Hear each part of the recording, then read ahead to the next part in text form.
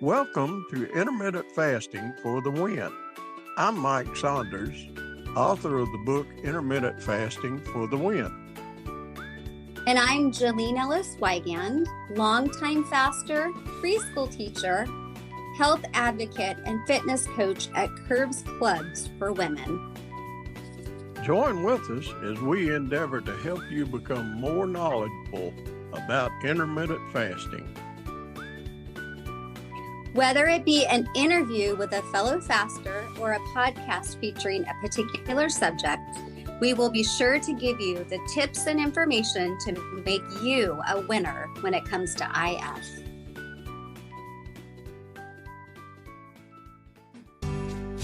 The information provided in this presentation is for general knowledge and informational purposes only and does not constitute medical advice. It is beneficial to consult with a qualified healthcare professional for any health concerns or before making any decisions related to your health or treatment. This content is not a substitute for professional medical advice, diagnosis, or treatment. On today's podcast, we're talking by request about the foods that we like to break a fast with. Now, I know what I like, Jalene, and I'm sure you do because you've been doing this almost 5 years now. I have. I've learned a lot over the last 5 years of what does and does not work for me. Well, I'm going to start off with what does not work for me. Okay. Carbs. Yeah. Plain and simple. If I were to break a fast with a Krispy Kreme donut, it would be a wreck for the rest of the day. How about you? Yeah, actually, when I first started fasting, I read the book Delay, Don't Deny, and I thought, okay, well, I'm going to delay and not deny, and I'm going to have this giant bear claw when I open my window. Which is ridiculous because I've been gluten-free for almost 10 years. But I thought, well, maybe I think I've heard this story before, have I not? Yeah, but go ahead, because it's good. Yeah. So I just thought, okay, now that I'm a faster, maybe I can eat gluten again. Big mistake. So I opened my window. I had this giant bear claw, and it was delicious. It was so good. Like, I ate all the little toes first, dipped it in my coffee. It was so yummy. And then within 15 minutes, I felt horrible. I felt nauseous. I felt sweaty. I felt dizzy. And it pretty much ruined my whole day. So I learned real quick that I cannot ever open my fast with a bear claw. And I'm very careful about the carbs that I eat anyways. I do eat carbs, but I try to eat whole food carbs. And if I do open with carbs, it's never anything processed, like a bear claw. I mean, come on. What was I thinking? Well, listen, let's go in this direction. Here's what I'm going to do. Okay. We both know our favorites. I know what you like. I know what you like, and we'll talk about that later. And you know what I like, and we'll talk about that later. But I'm going to hit you with some things that I'm going to ask you, Jalene, if you were to break a fast with a banana, how would that work? I'd feel terrible. Okay. It would. So I did a study with a CGM a few summers ago. I think it was last summer, actually. And fruit, I love fruit. And fruit, I'm not saying fruit is bad, but I cannot ever open my window with fruit. It makes my blood sugar go so high. And then I just feel terrible. So I do like bananas, but no, I would never open my window with a banana. So most any kind of fruit for you is just totally out of the question. Well, I'm okay with berries as long as I have like a full fat yogurt with it. So yeah, berries are okay, but I still don't prefer to open with berries. Okay. What about hummus? I love hummus. You know I love hummus. I know you don't love hummus. No, I don't care for it at all. But yeah, hummus makes me feel great. I think because it's a mixture of, a good healthy carb with the chickpeas and it also has protein. Chickpeas have quite a bit of protein, believe it or not. And I prefer a hummus. I like to make my own, but when I don't have time, I get a hummus that is just chickpeas and tahini, which is a sesame seed paste, garlic, a little bit of olive oil, and lemon. And I love to dip carrots in it. Oh, it's so good. Carrots or any kind of raw veggie. That makes me feel great. And I could eat that and I could feel satisfied for hours. But I don't eat just a little tiny bit. I eat like a pretty good portion, like maybe, I don't know, half a cup, a cup. I don't ever measure, but Okay. about. Well, how about this? So hummus, but of course it has some protein in it. It has a good amount of protein. What about straight up vegetables? I would need a little bit of protein with that. Okay. I don't think I could just open with veggies. Plus, I don't know, it just doesn't sound good to me, just veggies. I love veggies, but I would need something with it. I would need, I don't know, some beans or something to dip it in. Okay. So what about opening your fast with just straight protein and nothing else? That doesn't work for me, and I know it works for a lot of people. I don't feel satisfied with just protein. I can open with eggs and beans and feel amazing. But if I opened with just like a hard boiled egg, that wouldn't be enough to sustain me. But I know for some people, they feel great. Okay. So just pure protein, like if you just had some leftover bacon and you said, well, I'm just going to eat this bacon to open my window, that wouldn't do well for you. I could do it and probably feel okay, but I probably wouldn't feel satisfied. I want to have something with my bacon, maybe a scrambled egg. But And my blood sugar would probably be pretty stable. and being satisfied is that's a key ingredient in what we're doing. Yeah, if you're wanting to make it a lifestyle, it has to feel good. And I want to open my window with something that is good for my body, tastes good, but also makes me feel emotionally and physically satisfied. So just on bacon. I love bacon, but it wouldn't be enough for me. I would have to open it with something other than just bacon. Okay. Today, I'll just tell you what Vicky and I opened our window with today. Okay. She cooked up some. I'm so sorry that you live out there on the West Coast and you don't have access to Conecuh sausage because it's the best sausage in the world. But she cooked some Conecuh sausage and Mm. some eggs and cheese and made us a breakfast burrito. See, that sounds amazing. Oh, it had everything. Well, I mean, it didn't have vegetables in it, but it had dairy, it Mm. had the fats and the proteins, and then it had the wrap wasn't that big of a wrap, so it was just there's a few carbs in there, but they're okay because they're offset really by all of the protein and the fat.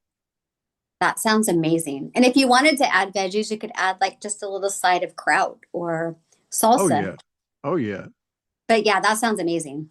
I would feel really good. I can't eat a flour tortilla, but I could open up with something like that with a corn tortilla. That's And right, because your gluten thing keeps you from eating the flour tortilla. I'm so yes, sorry about that. I know. I know. I've learned to live with it. Yeah. Yeah, but you could you could do all of those ingredients and then you could even make it like nachos with corn chips if you wanted to. Oh, I love nachos. Don't you know? I haven't opened my window yet, so now I'm getting super hungry. The torment factor is getting pretty high, isn't it? Yep, exactly. Okay. Well, talk to me I know, and it's in the cookbook that just came out about beans and eggs. This is a Jalene thing, and I've tried it because it intrigued me, and I liked it. Did you make your own beans? No, I didn't. I used canned beans, but I used they were some organic beans from Aldi. I love all And this. oh gosh, don't you just love Aldi? Yeah, they have everything. And it's so affordable, Yeah, which is important because I'm a preschool teacher that doesn't make a lot of money. right. So when I did the beans and the eggs, I like to cook my eggs kind of like a mock omelet. Hmm. In other words, it's an omelet that never gets flipped or folded. It's just put it in a pan and put it on low heat, and it Hmm. cooks all the way through, and it's still maybe just a little bit mushy on top, Mm. and throw And that on top of the beans, and it was good. yeah, and you get fresh eggs every day. I'm so jealous. Well, if you live close, I would sure give you some. We can actually have chickens in our neighborhood. We have at least three neighbors that have chickens. So we just need Ah, to figure out, neither one of us is home very often. So we just need to figure out if we get chickens, how to take care of them. it's not that hard, and Yeah. you don't have to have a rooster. We can't in the city, roosters are not allowed. You can just have you a few hens, and Yeah. you can get like 3 or 4 hens, and that would keep you and Alan and all the eggs that you need. But you like the beans and the eggs, and of course, you know that I like the eggs and vegetables. Mm. Cabbage is what you like. Yes. Yum. And I like it red cabbage or green cabbage. It doesn't matter to me. And Hmm. when I cook it, I'll saute it in butter, the Hmm. cabbage, onions. It's always going to be cabbage and onions. And then sometimes I'll throw in carrots, and sometimes there'll be bell pepper in there. Sometimes I've thrown radishes in there, you know. You are The, making me so hungry. That sounds amazing. the There's more the something merrier. about cabbage cooked with onions and butter. Oh, it just makes it so sweet. Yeah. So delicious. Nothing like that cabbage soup diet. Ugh. Ah, it's a horrible thing. It No, really is. we don't even want to go back there. Nope, But nope. We're moving forward. okay. So what are some other ways that you'll break your fast besides hummus and besides eggs and beans? Hmm. Every once in a while, I'll open my fast with a baked potato, like Ooh, a like a real organic, yummy baked potato, but I add sour cream huh? and cheese and chives and butter. Oh, And something about the combination of the cheese and the butter and the sour cream and the potato makes me feel amazing. And I know that's not going to work for everybody, but when I did my CGM experiment, my blood sugar went up just a little bit, and then it was just even. So it definitely works good for me, but it doesn't work for everyone. so I love it. potatoes are not the evil thing that some of these low carbers make them out to be. Yeah, well, not for me. I mean, there might be some people that have a huge glucose spike, but for me, my body is, I think maybe because I'm metabolically healthy, my body's able to process it. And I Yeah, yeah. feel really, really good. It doesn't make me feel tired. It doesn't give me a slump. If I was to open with like potato chips, forget it. I Oh, would go up and then down and I would need a nap. and And plus you'd probably eat the whole bag. yeah, you can't just eat one. I mean, there's truth to that. That's Something what about Amy. That's what Amy Joe says. She says you can't eat just one. You're gonna eat the whole bag. it's true. And when I was in my weight loss phase, I had to like literally delay food like that. I couldn't even have it in the house, just because I couldn't just eat one. And I also had to delay cheese for just a little while because I don't really have an off switch when it comes to cheese. And everybody who knows me knows that. Even the kids at my school, well, like when they're eating their lunch, Miss Jalene, look, I have cheese. They just know. cheese is my addiction. So I had to delay that when I was in my weight loss phase. And now I am able to eat it, and I don't usually overeat it, occasionally, but not usually.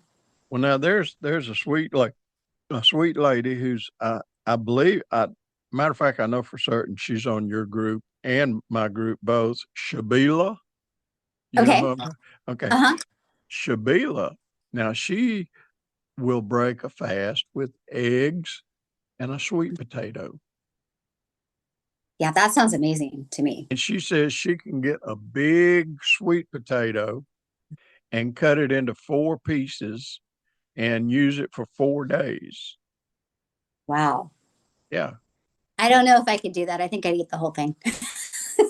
Sweet potato. That's just me. And I could probably break a fast with just a sweet potato. Mm. Now I know that my wife, she could break a fast with the white Irish potato. She's a potato lover. And would she feel good? Yeah, I'm sure she would.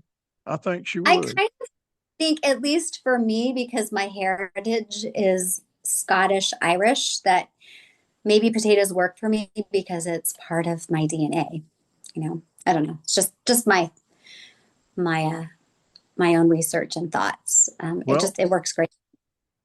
I don't know if I've got Scottish, but I know I've got Irish Mm. because on my mother's side of the family, her maiden name was Carneal, and Carneal is a clan over there in Ireland, and they're a very small clan, but they're a clan in Ireland because that's the only other place that I've ever seen the name Carneal.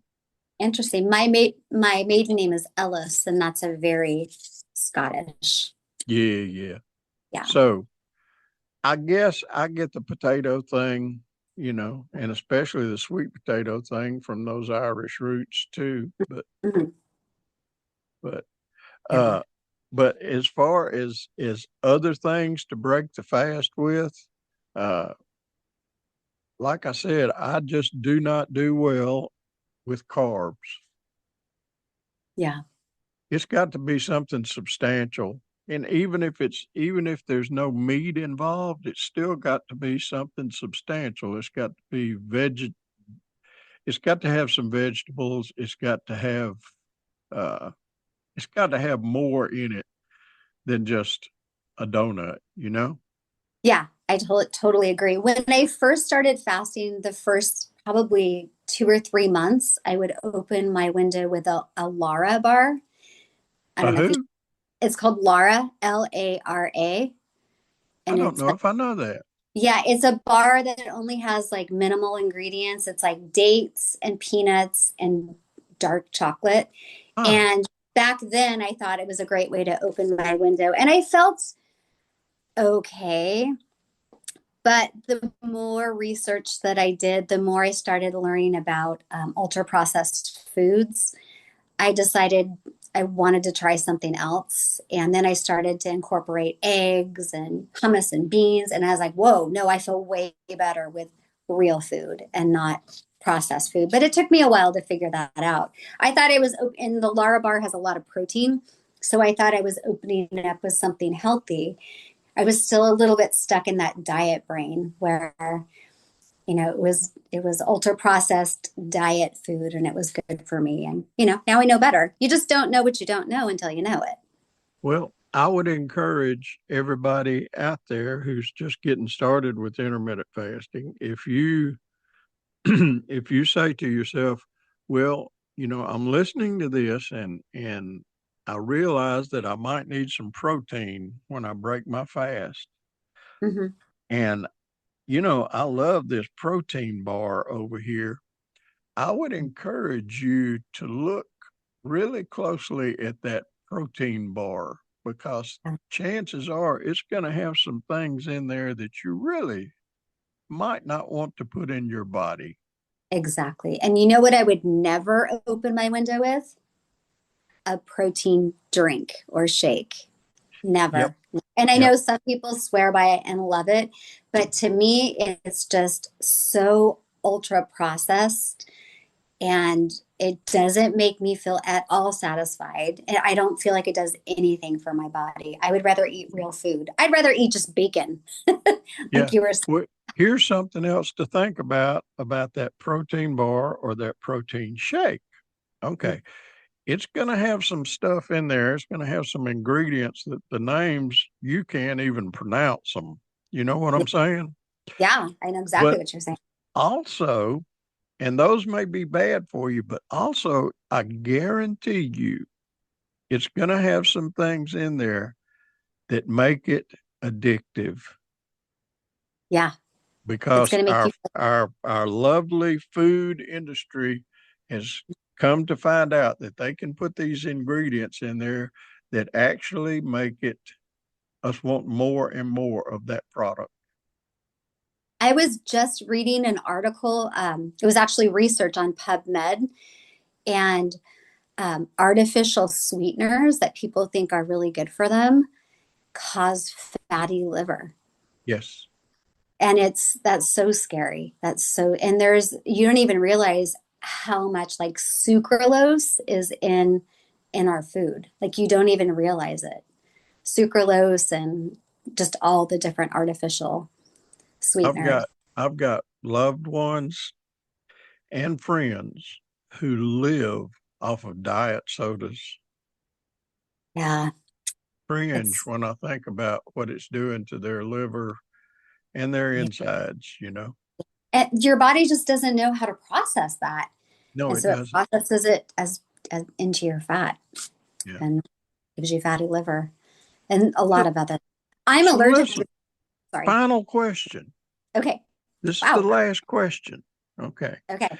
What are you going to break your fast with today, since I have put all this food in front of you and you're about to die? What are you going to break your fast with today? Well, I made some beans yesterday. I always make a can of beans a couple times a week. So I get organic canned beans like you. And it's pinto beans. And I Ooh. add Redmond sea salt and a little bit of butter. And I bake it in the oven. Ooh. And so I'm going to have beans, and I'm going to make some scrambled eggs with a little bit of cheese. And I have a beet cabbage kraut, fermented cabbage kraut. So that'll be what I open with. Oh, I might even have a little hummus if I have some hummus left. Do me a favor. Yeah. Post a picture of it on my group. I will. I probably will open in about an hour. Okay. Well, listen, people, we've had a good discussion today, but the bottom line is, if you want to break your fast, chances are almost everybody needs to have some type of protein or something of substantial food value rather than just a bear claw. Yeah. Real food. Real food. Real food. That's what food. you need to break your fast with. Yep. Jalene, has been another great one. It's always fun chatting with you, Mike. Bye-bye, y'all. Bye. See you next time. If you need more information on fasting and want to join a group of people who embrace this lifestyle, let us recommend that you go to Facebook and search for Intermittent Fasting for the Win, and also search for Clean Fasting Jalene. Either of these groups will help you along the way. We also recommend that you read Jen Stevens' books, Delay, Don't Deny, and Fast, Feast, Repeat. Both of these books will give you valuable information to help you in your intermittent fasting journey.